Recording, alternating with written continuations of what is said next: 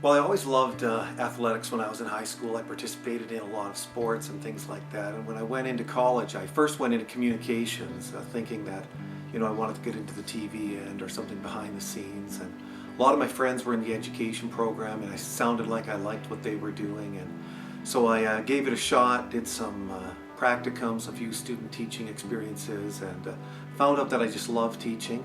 And of course, my love with that was athletics, and so it was a natural fit for me to go back into teaching and to be involved in athletics as much as I could.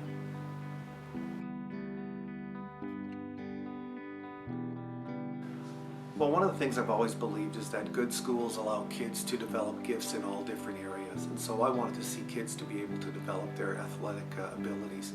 And I soon found that those kids that you coached and you saw after school and you were traveling with, that you had a special relationship with them and you had an opportunity with them that sometimes you didn't have with the other students that you didn't know as well.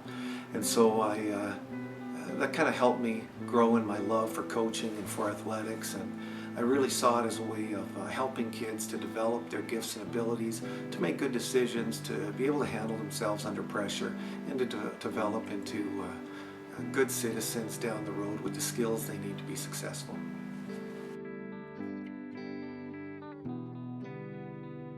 Well, I've got a few things that I remember fondly. Probably one of my favorite memories is 2005, when the basketball team that I was coaching won our first provincial championship.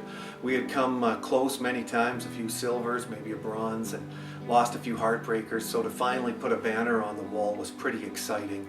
And that was kind of a turning point in our program where after that, both our boys and girls managed to put a number of banners on the wall, and so it was a lot of fun to be part of that.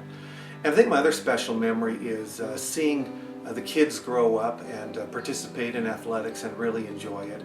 And I was able to watch each of my kids win a provincial basketball championship, and I think between the three of them they won 6 championships. And to be a proud parent in the stands there watching that and knowing what that means to them and to the school and to the community, that was a lot of fun to be part of that.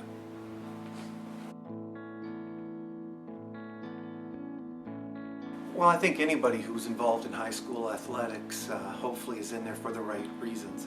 But I would just encourage them to keep focusing on that and in their work demand the best out of their students, demand the best out of their athletes, try to get them to develop new gifts and abilities that maybe they haven't discovered yet, and to focus on that. And then when you get into the competitions and you're able to participate in the zones and provincials, you'll be able to enjoy them for what they're supposed to be. You'll be a little less focused on the final result, and you'll be a little more focused on the kids and how they're growing and developing. Well, when I think about high school athletics, I've always pushed that it's not an extracurricular activity, it's a co-curricular activity. If we believe that kids have all different gifts, musical, athletic, and speech, academic, then we need to provide opportunities for them to develop all of those gifts. So if my area was athletics, I wanted to make sure that I did my part in the school to make sure that kids had that opportunity. So when we were able to host a provincial event, I love to make sure that we did it right. And we did one thing one time, well, we had to do it better the next time, and always try and do it a little bit more, get more of the community involved, maybe a little bit of a bigger show, more for the kids, and just try and make an event that people look forward to and just brings the community together to celebrate what sport really should be about.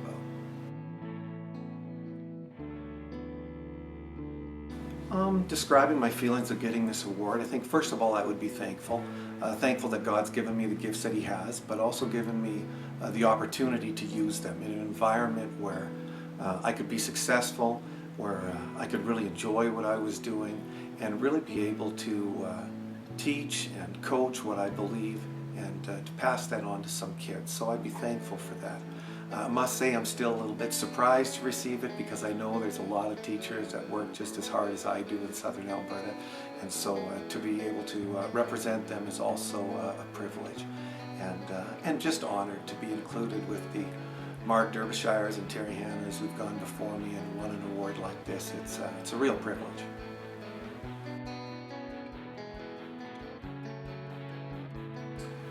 Well, as I said earlier, very thankful to God for giving me these gifts and the opportunities to use them. I certainly want to thank my family, my wife. Everybody who's coaches always says, you got to be gone a lot, and there's a lot of time and commitment, and even when you get home, you're thinking about the next game, the next trip, the next thing you have to do. And so to have such a wonderful wife, so supporting and loving, and just able to participate in what I've done over all these years, that's wonderful. And to be involved with this with my kids and all those types of things, I'm certainly thankful to them as well, to my entire family. I also very thankful to Matthew Beckering and the people who nominated me for this.